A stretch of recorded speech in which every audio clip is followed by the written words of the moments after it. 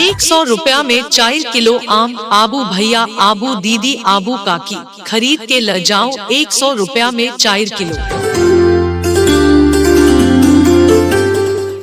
100 रुपया में 4 किलो आम। 100 रुपया में 4 किलो आम। सजना मोरे आएगी नहीं खुशी। हाँ, आबू भैया आबू दीदी आबू काकी 100 रुपया में 4 किलो आम खरीद के ल जाओ। 100 रुपया में 4 किलो। 100 रुपया में 4 किलो।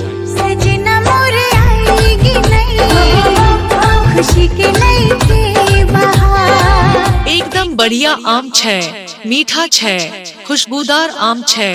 आबू 100 रुपया में 4 किलो आम खरीद के मीठा आम खाए के आनंद ले, स्वाद ले।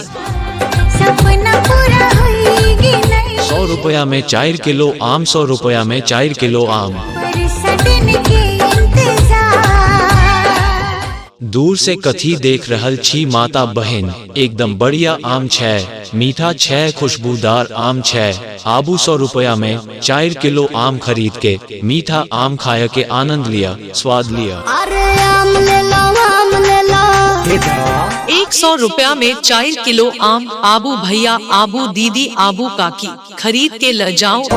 कैसे बा 100 रुपया में 4 किलो। अब चतानी सारे आम ले लो।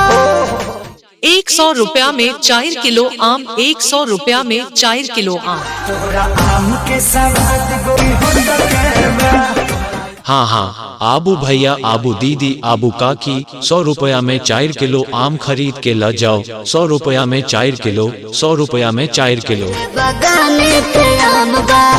एकदम बढ़िया आम छै, मीठा छै, खुशबूदार आम छै। ले लो भर झोरा सस्ते ही दाम बा। आबू 100 रुपया में 4 किलो आम खरीद के मीठा आम खाए के आनंद ले, स्वाद ले।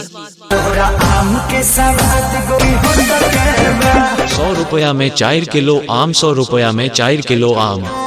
बात राइट बा, एक बाइट में लोग के पता तो चलिए जाए। दूर से कथी देख रहल छी माता बहन। एकदम बढ़िया आम छै, मीठा छै, खुशबूदार आम छै। आबू 100 रुपया में 4 किलो आम खरीद के मीठा आम खाए के आनंद लिया, स्वाद लिया। तोहरा चीज के न